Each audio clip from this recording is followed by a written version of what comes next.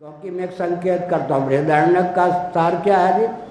रोटी की मर्यादा बिगाड़ दो विवाह की, बेटी की मर्यादा बिगाड़ दो कुल समाप्त। रोटी की मर्यादा सुरक्षित रखो, बेटी माने विवाह, किसी की बेटी ही तो पत्नी बन के आती। रोटी बेटी की मर्यादा सुरक्षित रखो, पवित्र संतान की उत्पत्ति होगी।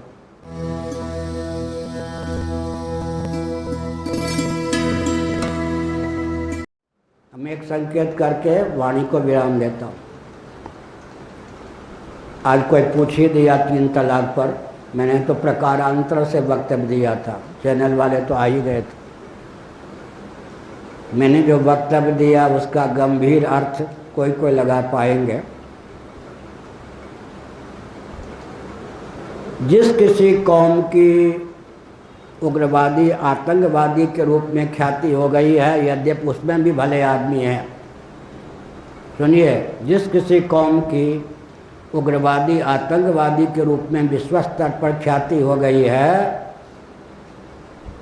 उस कौम की विवाह की व्यवस्था गलत होने के कारण संतान उग्र ही उत्पन्न होते हैं। प्रायः देवियों का सम्मान उचित न होने के कारण, दूषित करने कराने का प्रकल्प चलने के कारण, क्या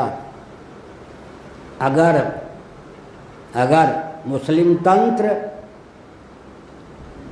अपनी धर्मपत्नी को उचित उनके शील, स्वास्थ्य, उनकी शुद्धि का ध्यान रखकर व्यवहार करे तो भविष्य में क्या होगा जी? आतंकवादी, उग्रवादी ये सब उत्पन्न ही नहीं होंगे। पूरे विश्व में मुस्लिम तंत्र की ख्याति हो जाएगी। एक प्रकार से आतंकवादियों से भिड़े बिना आतंकवादी के घर पर 3 तलाक को लेकर बम बजार दिया गया है। नहीं, अपनी मातृशक्ति देवी को तो तुम शुद्ध स्थान दो, उनको उत्पीड़ित मत करो। तो क्या हो गया? उनको उत्पीड़ित मत करो, उनको स्नेह दो, सम्मान दो, उनको दूषित मत करो, मत करवाओ, उनकी शुद्धता का ध्यान रखो। तो देवियों के गर्भ से तुम्हारे द्वारा ही दिव्य संतान की उत्पत्ति होगी, तो पूरे विश्व में तुम्हारा सम्मान होगा।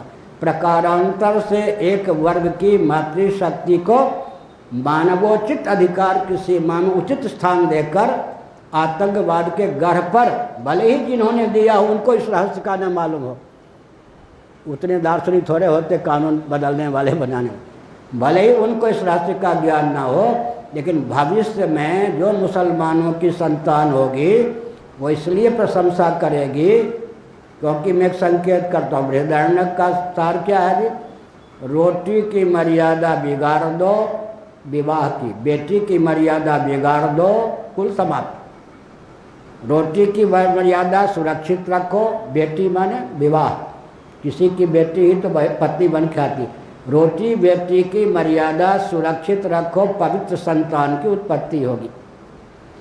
और हम एक संकेत कर दें, क्या कर दें? हमारे यहाँ ऐषणाओं में पुत्रैषणा का नाम है, पत्नी की ऐषणा नहीं है वहाँ पर, पुत्रैषणा, पुत्र रत्न, पुत्र उपलक्षण, संतान रत्न कोटि, दिव्य संतान की समुत्पत्ति के लिए विवाह है। रति जो है वो आनुषंगिक फल है, मुख्य फल नहीं है। अब देखिए हमारे यहाँ तो आतंकवाद को स्थान ही नहीं दिया गया। कोई फिसल जाने पर आतंकवादी पुत्र और पुत्री को भले ही उत्पन्न कर दे, वो फिसलने के कारण, लेकिन हमारे यहाँ क्या है? पुत्रैषणा है या दारैषणा? सुतवित लोक ईषणा तीनी, कही कर चित्त इन मलिनी। पुत्रैषणा है, पवित्र वंश चलता रहे, इसलिए विवाह संस्कार है। पत्नी से सुख मिलता है, वो क्या चीज़ है जी? अवान्तर सिद्धि। आम का वृक्ष कोई लगाता है तो छाया मिल जाती है, ईंधन मिल जाता है, मुख्य फल थोड़े। तो ये दार्शनिक जो त्रुटि जिस वर्ग में चली गई उसी वर्ग का बंटाधार हो गया, वही वर्ग विश्व में तिरस्कृत हो गया। इसीलिए रोटी बेटी की मर्यादा जो कहते हैं ना विकास में प्रतिबंधक है, उनकी अकल पर पत्थर उनकी अक्ल पर पत्थर। एक व्यक्ति ने कहा देहात में हमको, तुम्हारी अक्ल पे बाबा पत्थर। तो बहुत बढ़िया लगा हमको। उनकी अक्ल पे पत्थर, रोटी बेटी की मर्यादा तोड़ करके जो किसी वर्ग का उत्कर्ष चाहते हैं, उनकी बुद्धि पे पत्थर। सचमुच में ये दोनों मर्यादा के पीछे इतना दार्शनिक तथ्य है कि पवित्र कुल की संप्राप्ति, पवित्र कुल की रक्षा रोटी बेटी की सनातन मर्यादा के पालन से संभव है। हर हर महादेव।